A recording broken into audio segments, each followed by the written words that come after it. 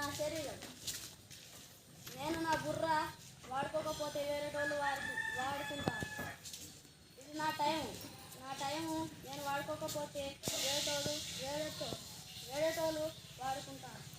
ఇది నా శరీరం నేను వాడుకోకపోతే వేరేటోళ్ళు వాడుకుంటారు. 20 సంవత్సరాలు చదువుకుంటే 60 సంవత్సరాలు సంతోషంగా బతకడం. అదే 20 సంవత్సరాలు చదవకపోతే 60 సంవత్సరాలు